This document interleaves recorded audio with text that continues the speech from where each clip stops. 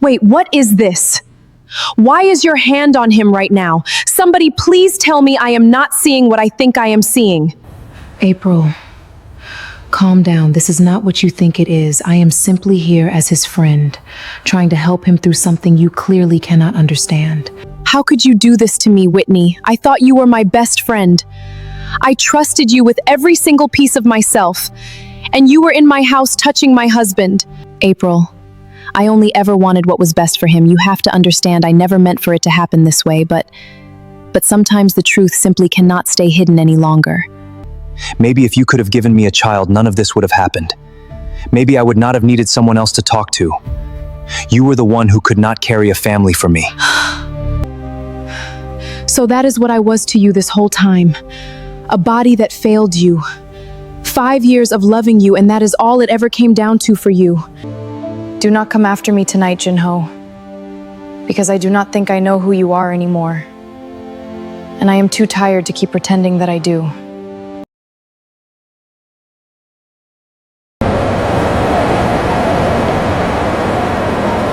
Mommy, can we get the pancakes place after my class? Please, please, please. You said if I was good. Okay, sweetie, you were very good. Yay! Thank you, Mommy. That cannot be her. It has been 5 years. Why is she standing right there like nothing ever happened? If you have not subscribed yet, I think you really need to. Because the story you are about to watch is going to leave you completely speechless. The black car slowed at the intersection because the man behind the wheel could not make his foot press the brake any harder, and his hand would not leave the window switch alone. He had just glanced left out of habit, the way a man checks mirrors without thinking, and what he saw made the air in his lungs turn to stone. A woman stood at the crosswalk in a charcoal blazer, holding the hand of a little girl in a denim jacket, and the woman's face was one he had spent 5 years trying to forget on purpose. Her name came up his throat before he could stop it. April. The light was still red.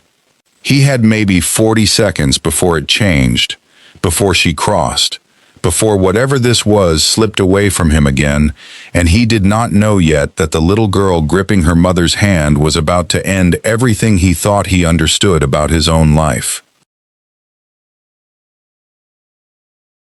His name was Jin-ho Kang, and the last time anyone in Seoul's business circles had seen him in person, he had been a different man, sharper around the mouth.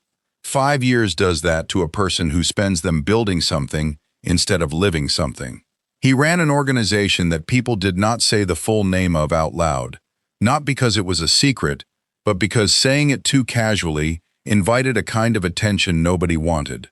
Import companies, shipping contracts, real estate holdings that touched 4 countries.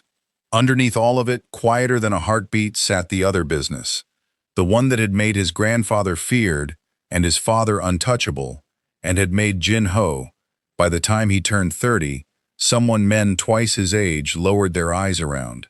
He had returned to the United States that morning for a single reason, and it had nothing to do with the woman at the crosswalk. His people had spent 4 months negotiating a logistics partnership with an American firm out of Charlotte, a company that had grown from nothing into something worth paying attention to, run by a CEO whose reputation preceded her in every meeting his lawyers sat in. Sharp, unshakable, a woman who negotiated like she had nothing left to lose, which, as Jin-ho would come to understand, was closer to the truth than anyone in that boardroom realized. He had flown in to finalize the deal himself because the numbers were too large to trust to anyone else, and because some old part of him still needed to look a person in the eye before he decided to trust them with his money. He had not expected to see her before the meeting. He had not expected to see her at all. The light changed. April Carter stepped off the curb with her daughter's hand folded into hers, and Jin-ho's driver, a broad, quiet man named Suho who had worked for the Kang family since before Jin-ho could drive himself, glanced in the rearview mirror and saw something on his employer's face he had only seen once before, 5 years ago, on the night everything fell apart. "Sir," Suho said carefully, "do you want me to pull over?" Jin-ho did not answer right away. He was watching the little girl. She had a gap in her front teeth, and she was laughing at something, tugging her mother's arm the way children do when the world is still small enough to be entirely good. And there was something about the shape of her jaw, the particular way her eyebrows sat low and serious even while she smiled, that struck Jin-ho like a hand closing around his throat. He had seen that exact expression in a mirror for 34 years.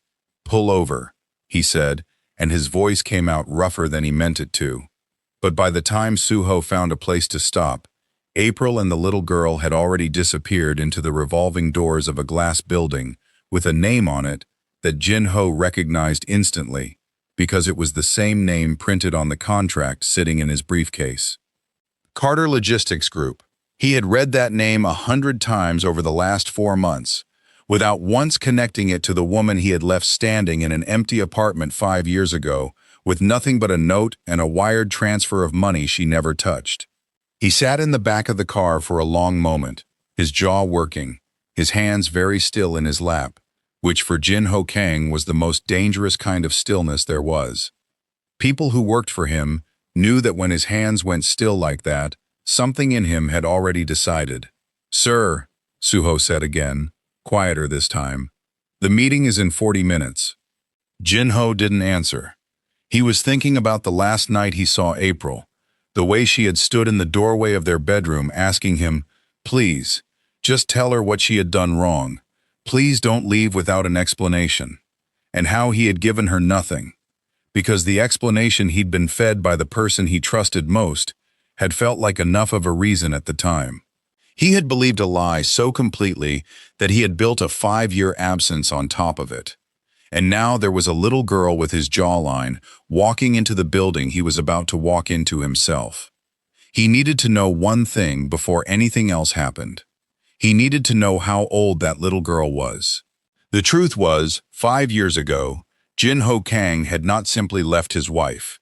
He had been led away from her, one whispered conversation at a time, by a woman named Whitney Sloan, April's closest friend since college, the maid of honor at their wedding, the woman April trusted with every insecurity she had ever whispered in the dark. Whitney had been the one who sat across from Jin-ho at a quiet dinner 18 months into his marriage and told him, with tears that looked almost real, that April had confessed to her in private that she didn't think she could ever love a child that wasn't biologically hers, that the fertility treatments were breaking her, that she had started to resent him for wanting something she couldn't give him. None of it was true. April had said none of those things, but Whitney had said them with such careful sorrow, such reluctant loyalty to a friend she claimed to be protecting even as she betrayed her, that Jin-ho, who trusted almost no one, had trusted her completely. It is a strange thing about grief and shame, how they can make a person believe almost anything if it's delivered gently enough, by someone they never suspected of wanting something for themselves. Because Whitney did want something. She wanted Jin-ho. She had wanted him since the wedding, since she'd watched April walk down an aisle toward a man who looked like he belonged on the cover of something, all sharp cheekbones and quiet danger, his knuckles inked with small symbols nobody outside his family understood, his eyes a green so unusual people sometimes stared a beat too long before catching themselves. Whitney had spent 2 years chipping away at a marriage from the inside, dropping doubts like stones into still water, watching the ripples spread, and when Jin-ho finally packed a bag and left April a note that said only that he couldn't do this anymore, Whitney had been in the car waiting 3 blocks away. She hadn't gotten what she wanted, not entirely.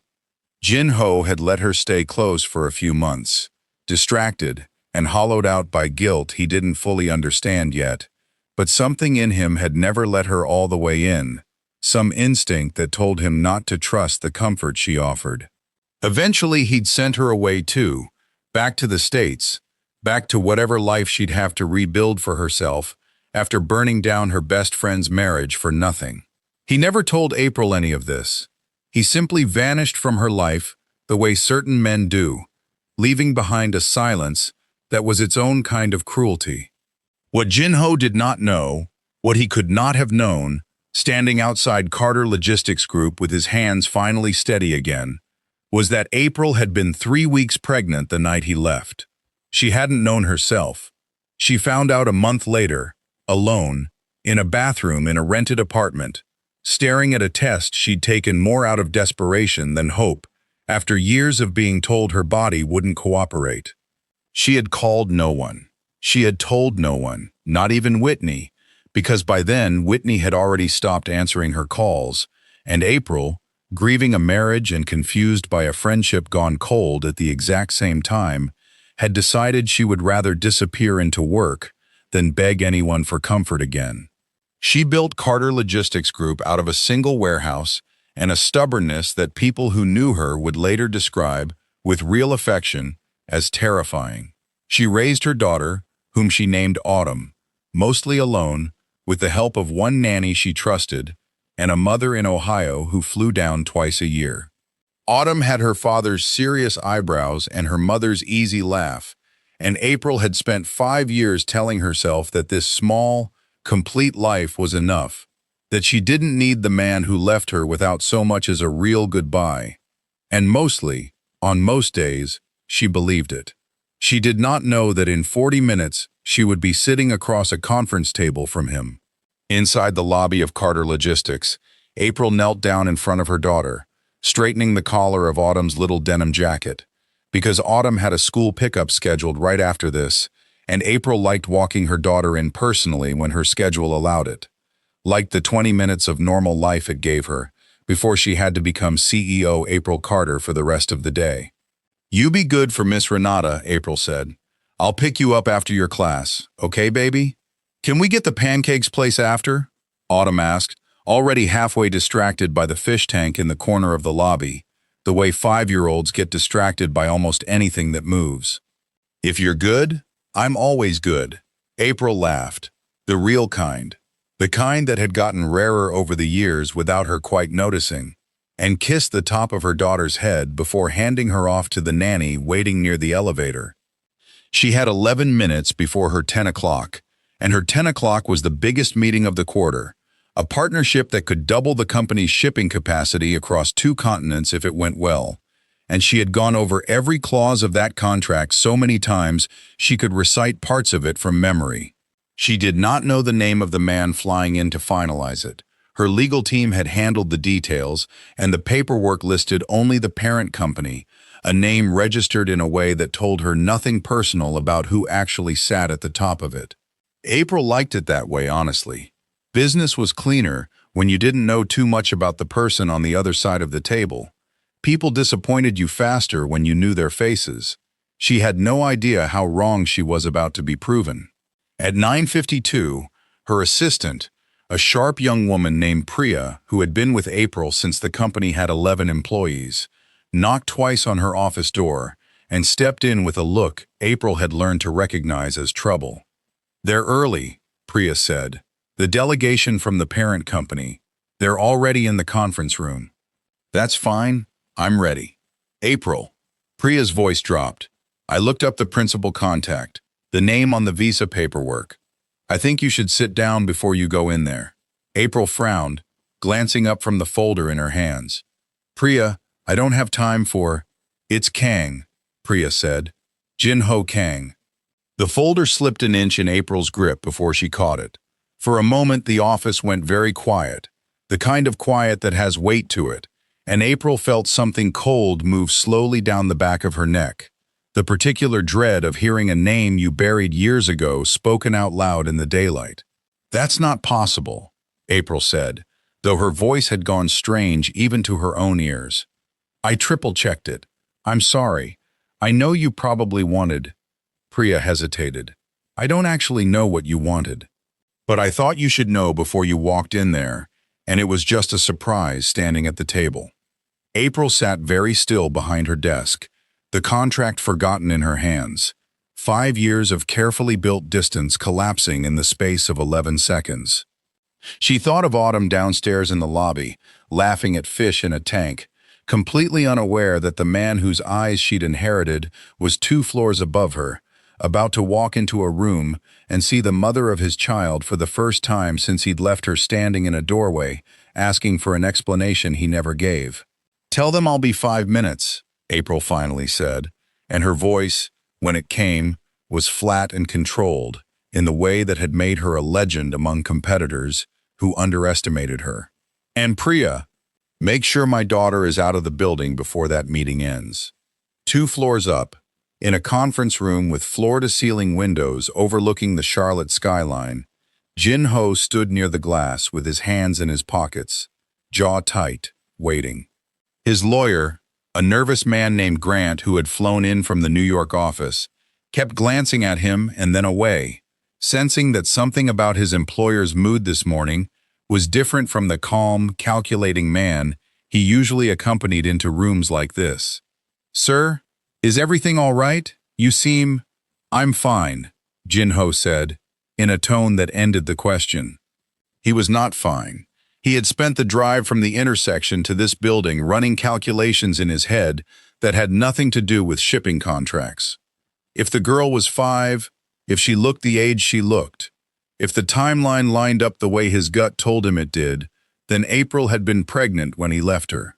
Pregnant and alone, and he had walked away without a word, believing a story fed to him by a woman who had wanted his wife's life for herself. He heard the door open behind him. He turned, and for 1 full second, neither of them said anything at all. April Carter stood in the doorway in a charcoal suit that fit her like she'd been born into confidence. Her hair different than he remembered, shorter, sharper, everything about her sharpened in a way 5 years in a company and a daughter will do to a person who used to let people walk over her. She did not flinch. She did not look away. She looked at him the way a woman looks at a debt finally coming due, and when she spoke, her voice did not shake at all, which somehow frightened him more than if it had. "Mr. Kang," she said, "I believe we have a contract to discuss." Jin-ho opened his mouth, and nothing came out, because in 34 years of never once losing his composure in a room full of powerful men, he had never once prepared for a moment like this, standing across from the wife he'd abandoned, with a 5-year-old daughter 2 floors below them who shared his eyes and his name and a life he had known nothing about. "April," he said, and it came out lower than he meant, almost broken. "I need to ask you something, and I need you to tell me the truth." Her expression didn't move. "You lost that right 5 years ago. The little girl downstairs." His voice was barely holding together now. "Is she mine?" The room went completely silent. Grant the lawyer looked between them like a man realizing he had wandered into a conversation far above his security clearance. April's hands, folded in front of her, tightened just slightly, the only sign that the question had landed the way he intended it to. "Get out of my building," she said. "April, I said get out." Her voice cracked at last, just barely, just enough for him to hear 5 years of something underneath it. "You don't get to walk back into my life and ask me that question like you have any right to an answer." But even as she said it, Jin-ho was already looking past her, through the glass wall of the conference room, down toward the lobby, where a small figure in a denim jacket was being led by the hand toward the front doors, laughing at something the nanny had said, and he understood, with a certainty that settled into his bones like ice water, that April had not actually said no. April did not answer him, and that silence said more than any words could have. Jin-ho watched her face, watched the way her jaw locked and her eyes glistened without a single tear falling. And he understood that this woman had spent 5 years learning how not to break in front of people, and he had just walked into her building and undone that skill in under a minute. "April?" he said again, softer this time, like he was talking to something wounded. "Please, don't."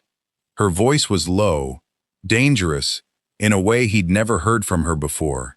The April he remembered had been gentler, quicker to forgive, the kind of woman who apologized, even when she hadn't done anything wrong. This woman standing in front of him had teeth now. "Don't you dare come in here and say please to me like I'm the one who owes you something." Grant, the lawyer, cleared his throat awkwardly. "Perhaps we should reschedule the—" "Get out," April said, not even looking at him. "Both of you. Grant, wait outside." Grant didn't need telling twice. He gathered his folder and left so fast his shoes squeaked against the marble. And then it was just the two of them. Standing in a glass room 40 floors above a city neither of them had built a life in together. 5 years and a lifetime of unspoken things stretched thin between them. "You left," April said, finally, and her voice shook now, the anger cracking just enough to let the old grief through. "You didn't even look me in the eye when you did it. You left a note, Jin-ho. A note. Like I was a hotel checkout. I know. You don't know anything." She stepped closer, and for a moment he thought she might hit him, and some old, foolish part of him almost wished she would, because it would have felt better than the ice in her voice. "I called your phone for 3 weeks. 3 weeks, and it just rang, and then it stopped connecting at all. Your mother wouldn't speak to me. Your assistant told me you were unreachable. I didn't know if you were alive for 2 months, Jin-ho. 2 months I sat in that apartment wondering if the man I married was dead in a ditch somewhere, and the whole time you were just gone. By choice." He absorbed each word like a blow he'd earned, because he had. "I was told things," he said, "things that weren't true. I believed them because I was a coward, and it was easier to believe them than to sit with you and ask you directly." "What things?" Her eyes narrowed. "What could anyone have possibly told you that made leaving your pregnant wife the reasonable choice?" The word pregnant hung in the air between them like something detonated. April's hand flew to her mouth a half-second too late, and Jin-ho watched the color drain from her face as she realized what she'd just confirmed out loud. In a room with glass walls, with her assistant probably hovering somewhere nearby, with the truth finally, irreversibly spoken. "So it's true," Jin-ho said quietly. "She's mine." April lowered her hand slowly. When she spoke again, her voice had gone somewhere flatter, more controlled, the voice of a woman deciding in real time how much more she was willing to give away. "Her name is Autumn. She's 5 years old. She has your eyes, your eyebrows, and your terrible habit of going quiet when she's upset, instead of just saying what's wrong, which I used to think was charming in you, and now I just find exhausting in a 5-year-old. Despite everything, something in Jin-ho's chest cracked open at that, a strange broken laugh escaping him that had no humor in it at all. "She sounds like my mother. She's better than all of us," April said, and there was fierce, unmistakable love in it, the first honest thing she'd let slip since he walked in. Jin-ho crossed the room slowly, stopping a few feet from her, close enough now that she had to tilt her head back slightly to keep looking at him. Up close, she looked tired in a way that made something in him ache, the particular tiredness of someone who had carried a weight alone for years and simply gotten used to the ache of it. "Tell me what happened," he said. "Not the version I was fed, the real one. I need to hear it from you." April studied him for a long moment, and he watched her deciding whether he deserved it, whether 5 years of silence had earned him the right to finally hear the truth. Something in his face must have convinced her, because when she spoke, the words came out slow and careful, like she was setting down something heavy she'd carried too long. "Whitney told me you'd started drifting," April said. "Working later, going quiet at dinner, staying in the guest room some nights. I thought it was the stress of the business. I never once thought it was because someone was in your ear telling you I resented you." She swallowed hard. "I found out after you left. Whitney stopped answering my calls around the same time you did. It took me almost a year to put it together, and even then, I didn't have proof, just a feeling that curdled every time I thought about her face at my wedding. She told me you said you couldn't love a child that wasn't biologically yours," Jin-ho said. "She told me you'd started to resent the fertility treatments, resent me for wanting something you couldn't give. She cried when she told me, April. I believed every word." April's laugh was short and humorless.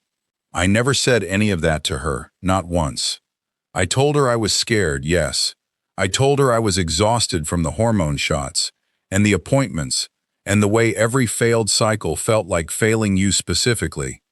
But I never once said I resented you.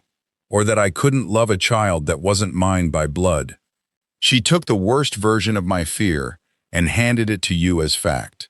Why would she do that? Because she wanted you, April said simply. And watching his face when she said it was almost satisfying, watching the pieces click into place behind those unusual green eyes. She'd wanted you since the wedding. I used to think I was imagining it, the way she used to look at you when she thought no one was watching. I told myself I was being paranoid. Turns out my gut was right and my head was an idiot. Jin-ho closed his eyes briefly, absorbing it. She followed me for a while after I left. I sent her away within a few months. I never let her all the way in. Some part of me knew something was wrong, but I never connected it back to you. I told myself I was protecting myself from getting hurt again. You should have called me, April said. And now her voice broke properly, the anger giving way underneath it to something rawer. Even if you believed the lie, even if you thought I resented you, you should have called me and let me tell you it wasn't true. You didn't even give me the chance to defend myself. You just left. I know. You don't know, she said again, harder this time. You don't know what it's like to build a company alone while pregnant, hiding it from investors because you're terrified they'll think a single mother can't run a logistics firm. You don't know what it's like to sit in a hospital room with no one holding your hand, delivering a daughter whose father doesn't even know she exists. You don't know what it's like to watch her ask, every single year around her birthday, why her daddy doesn't come, and to have to make up some gentle lie because the truth is too ugly to hand a child. Every sentence landed like a fist, and Jin-ho took each one without flinching, because he understood, with a clarity that frightened him, that he deserved every ounce of it and more. He thought of Autumn's laugh in the lobby, her serious little eyebrows, 5 years of birthdays he hadn't been there for, 5 years of a daughter growing up believing her father simply hadn't cared enough to stay. I want to meet her, he said quietly. April's whole body went rigid. No, April. No, she repeated, sharper. You don't get to walk in here after 5 years and decide today is the day you want to be a father. That's not how this works. That little girl downstairs has never once been abandoned by anyone in her life. She has never once been let down. I built her whole world specifically so that nothing that happened to me would ever happen to her, and I am not about to let you introduce yourself as her father and then vanish again in 6 months when the business trip ends and you fly back to Seoul. I'm not going to vanish. You said that once before too, April said, and it landed exactly as hard as she meant it to. Jin-ho absorbed the hit in silence, jaw tight, and for a long moment neither of them spoke.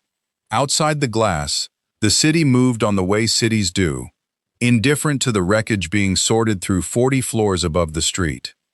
Finally, Jin-ho spoke again, quieter now, stripped of the composure he usually wore like armor.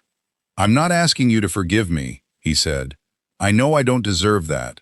Not today. Maybe not for a long time. But I am asking you to let me prove, slowly, on your terms, that I am not the man who left. Give me rules. Give me boundaries. I'll follow every single one. But don't shut the door before I've had the chance to knock properly. April looked at him for a long time, searching his face for the lie, for the con, for whatever angle a man like him might be running. She had spent 5 years training herself to spot manipulation, had gotten good enough at it that competitors twice her size had learned to fear negotiating against her. But something in his face, the rawness of it, the way his hands trembled slightly at his sides, even as the rest of him stayed rigid with discipline, made her hesitate. I need time, she finally said. Take whatever time you need. I'm serious, Jin-ho. This isn't a negotiation you can wear me down, on the way you wear down every other room you walk into. This is my daughter. I decide when, and if, and how. I understand. April studied him another beat, then turned toward the window, wrapping her arms around herself the way she used to when she was overwhelmed. A small habit he hadn't realized he'd missed until he saw it again. There's something else you should know, she said, and her voice had gone strange, careful. Something about the contract you flew here to sign. Jin-ho frowned. What about it? The partnership your company is trying to finalize, April said slowly. It isn't just a business deal for me. 6 months ago, I discovered irregularities in one of our overseas shipping contracts. Cargo routes that didn't match manifest documentation. Financial transfers that didn't line up with any client we had on record. She turned back to face him, and her expression had shifted into something harder, more guarded. The CEO reasserting herself over the wounded ex-wife. I dug deeper than I probably should have, and I found a name buried in the paperwork I wasn't expecting to find. What name? April held his gaze steadily. Whitney Sloan.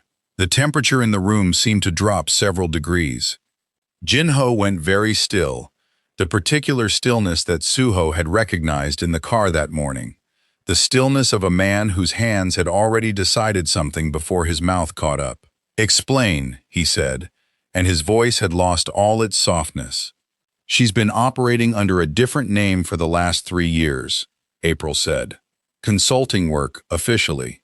But the shipping irregularities all trace back to companies she's connected to, and 2 of those companies share banking relationships with subsidiaries under your organization's umbrella. Subsidiaries I don't think you personally oversee, which means someone close to you has been letting her operate inside your own network without your knowledge. April paused, letting that settle.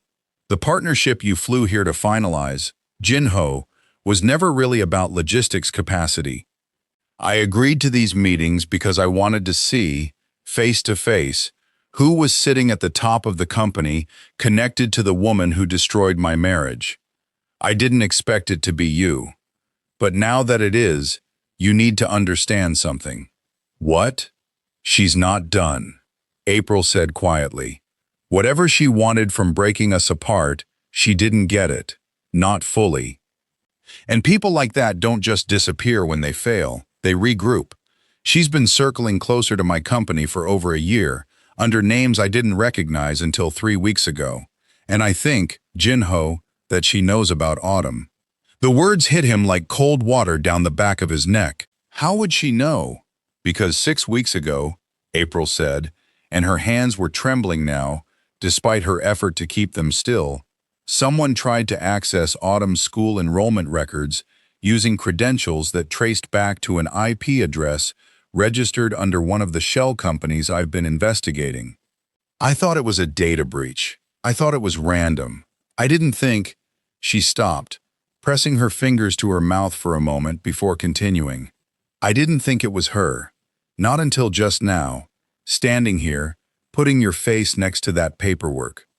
Jin-ho's expression had gone somewhere cold and focused that April hadn't seen in 5 years, not since the early days of their marriage, when she'd occasionally glimpsed the version of him that ran an organization powerful men feared crossing.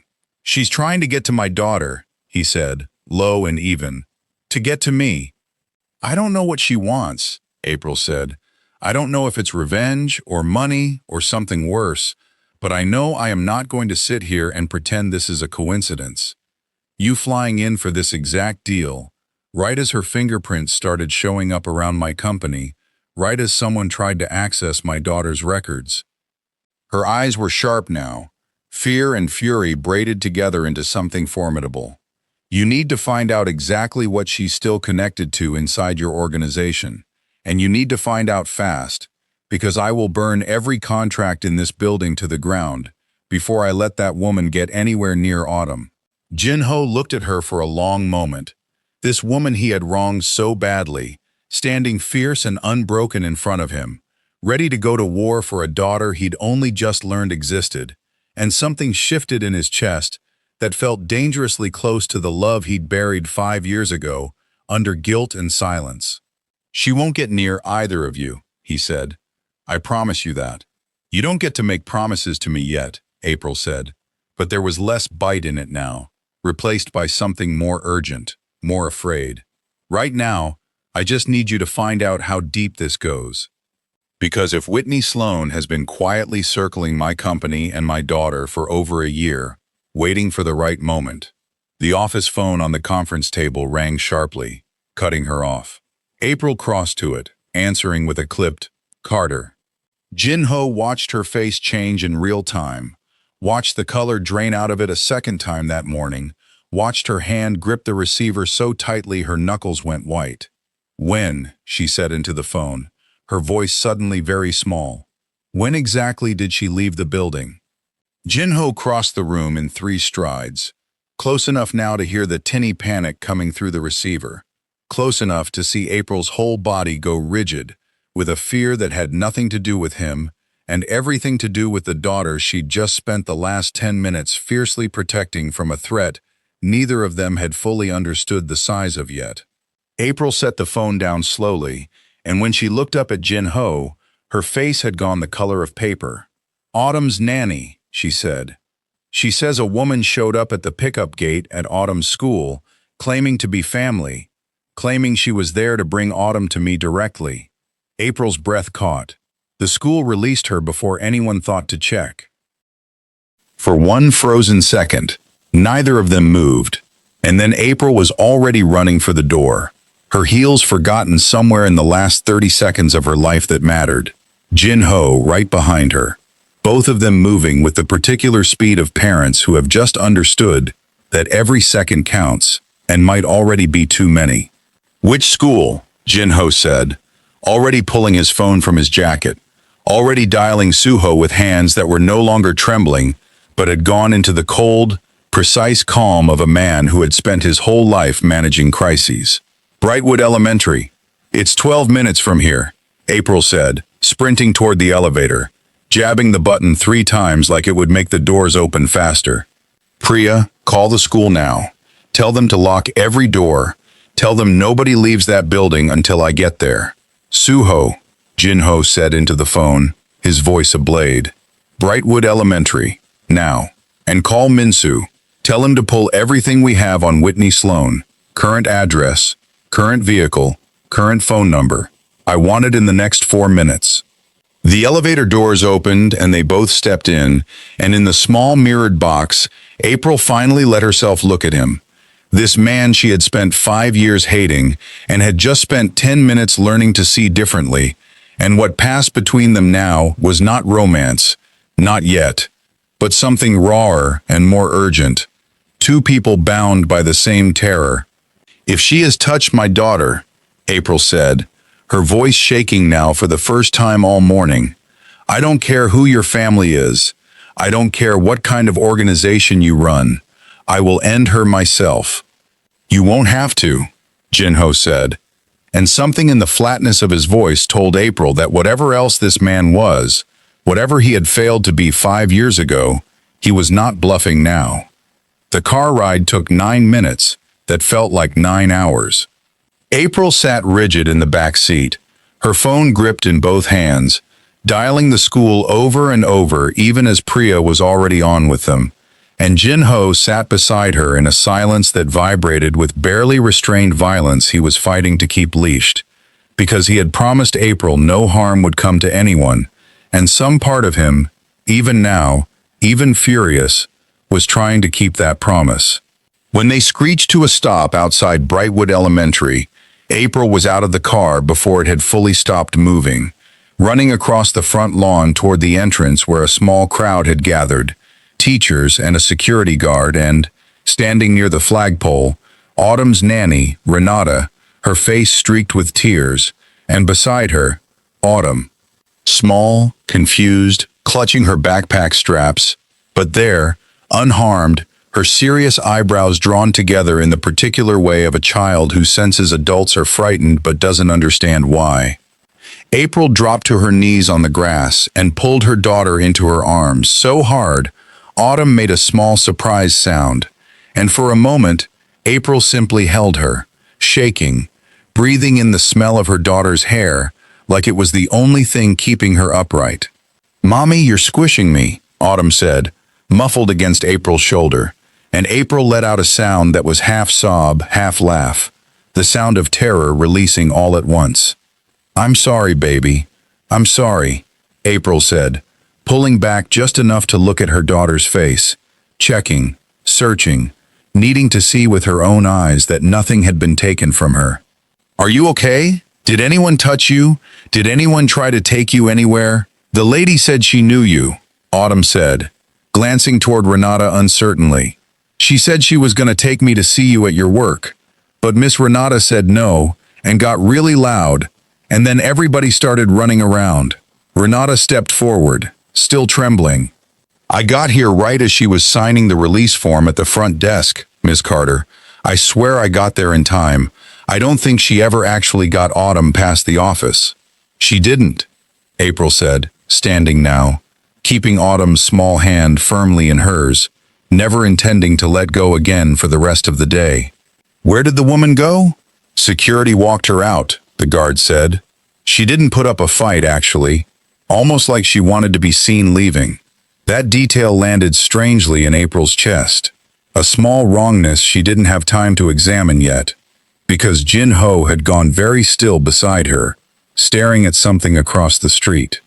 April followed his gaze and saw a woman standing on the opposite sidewalk, not hiding at all, simply standing there in the sunlight, like she'd been waiting for them to notice her.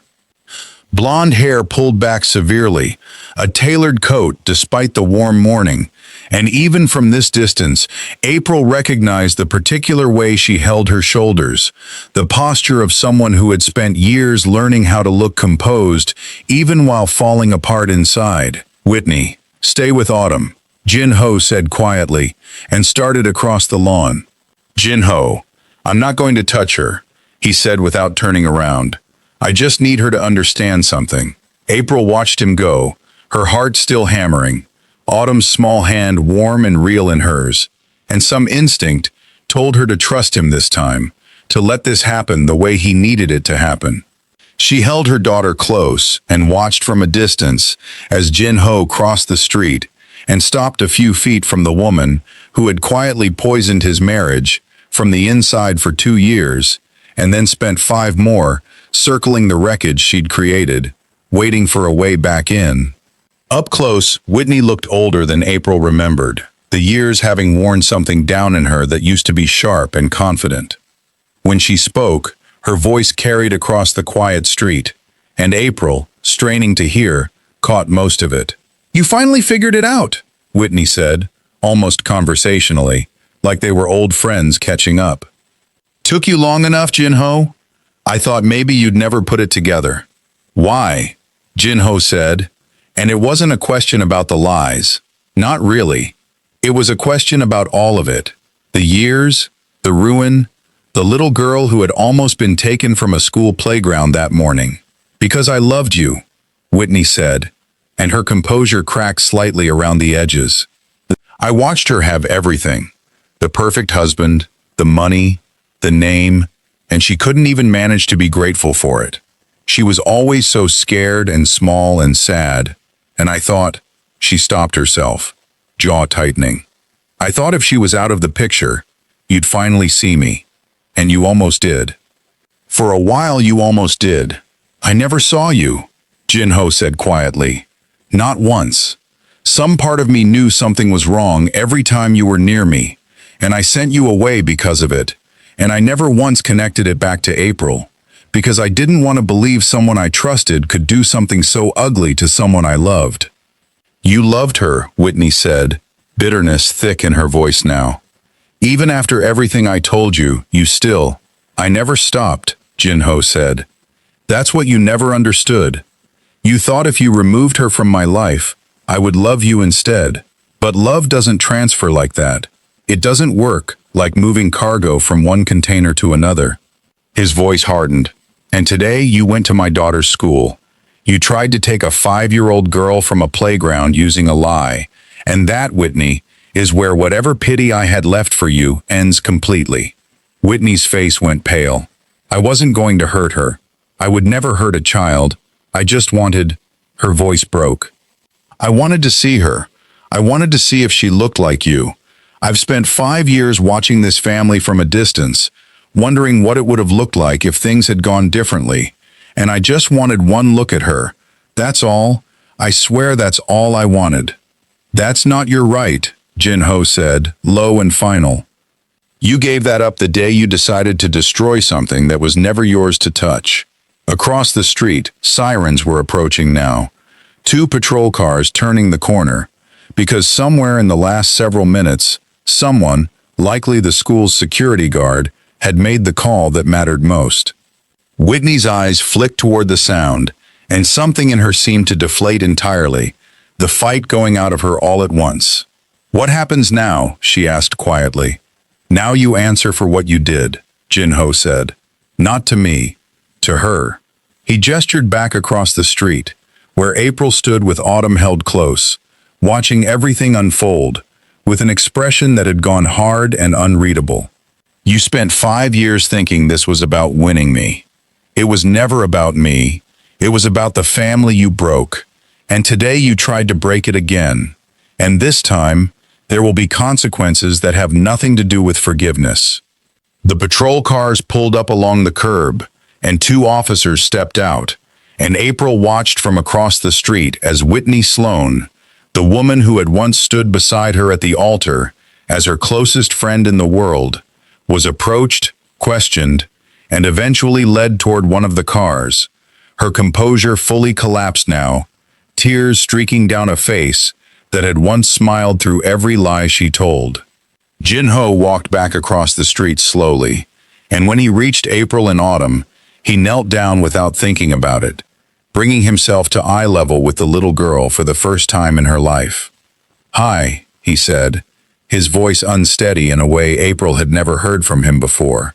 Not once, not even in their most vulnerable moments together years ago. "You must be Autumn." Autumn studied him with the frank, unguarded curiosity of a 5-year-old, tilting her head. "You have the same eyebrows as me," she said. Jin-ho let out a broken laugh, blinking hard against something bright and painful behind his eyes. "I've been told that. Are you the man from Mommy's picture?" Autumn asked, glancing up at April. "The one in the box under her bed?" April's breath caught, and Jin-ho's eyes lifted to hers, something raw and questioning passing between them. April felt heat rise in her face, caught keeping something she hadn't fully admitted even to herself. But she didn't look away. "Yes," April said quietly, after a long moment. "That's him." They didn't explain more than that. Not there, not on a school lawn with police lights still flashing across the street, and a 5-year-old still processing more than any child should have to in one morning. April crouched down beside her daughter and gently steered the conversation toward normal things, toward pancakes, toward the rest of the ordinary day Autumn deserved to have. And Jin-ho stood back and watched them, understanding for the first time in 5 years exactly what he had walked away from, and exactly how much work stood between him and any right to walk back into it. The weeks that followed were not simple, and April made sure of that on purpose. She set boundaries the way she ran her company, precise and unyielding. Jin-ho was permitted supervised visits first, an hour here, an afternoon there, always with April present, always on her terms. He did not push. He did not fly back to Seoul the moment the legal matters with Whitney were settled, choosing instead to relocate part of his operations to Charlotte, renting a modest apartment instead of the kind of penthouse his money could easily have afforded.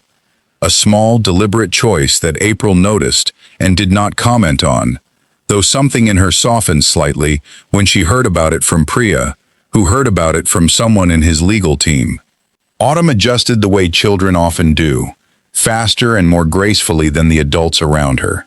Within a month, she had taken to calling him by his first name, refusing every gentle suggestion that she might call him something else, until she was ready. And Jin-ho, to his credit, never once pushed her toward it either, letting her set the pace entirely. It was on a Sunday evening, nearly 3 months after the morning at the intersection, that April found Jin-ho sitting on her back porch after dropping Autumn off from an afternoon at the aquarium. The two of them not quite ready to say goodbye yet, the evening settling gold and quiet around them. "She asked me today," Jin-ho said, "why I left. She's 5, and she asked it so plainly, like it was the easiest question in the world." April sat down beside him slowly. "What did you tell her?" "I told her the truth, that I believed a lie someone told me, and I was too much of a coward to ask her mother if it was true before I ran. I told her that was the biggest mistake of my whole life, and that I've been trying every single day since to be someone worth trusting again." He looked over at April, and his eyes, that unusual green that had first caught her attention across a crowded room a lifetime ago, held something steady and unguarded now, stripped of all the armor he used to wear. "I'm not asking you to forget what I did. I know some things don't get erased just because time passes. But I wanted you to know that I'm not going anywhere, April. Not this time. Not ever again." April looked out at the yard, at the fading light, at the life she had built brick by brick with her own 2 hands out of the wreckage he had left behind. And she thought about how strange it was that the same man who had once broken her so completely was now sitting beside her, humbled and patient, earning back an inch of trust at a time. "I'm not ready to say I forgive you," she said honestly. "Some days I still hate you for those years. But I watch you with her, and I see someone trying, really trying, and that has to count for something." "It doesn't have to count for anything you're not ready to give," Jin-ho said quietly. "I'll wait as long as it takes." And maybe that was the truest thing anyone had said in this whole story. That some wounds don't heal because someone apologizes well enough. They heal slowly, through consistency, through showing up in the small, unremarkable moments, through a father learning his daughter's favorite cereal, and a mother learning to trust a face she once loved enough to marry. Whitney Sloan would spend the better part of the next several years answering for what she'd done, both to a marriage and to the company records she'd tampered with. And April would eventually go on to say, in interviews about her company's growth, that the hardest lesson she ever learned was that the people closest to you sometimes hurt you the most quietly, one small lie at a time, until an entire life has been rearranged around a truth that was never true at all. As for Jin-ho, he would say, years later, to Autumn on a night when she was old enough to really understand it, that the worst mistake a person can make is letting someone else's voice speak louder in your head than the truth sitting right in front of you, and that if he had simply looked April in the eye and asked her directly instead of believing a whisper in the dark, he would have had 5 years he could never get back. 5 years of birthdays and bedtimes and ordinary mornings he would spend the rest of his life trying, quietly and patiently, to make up for.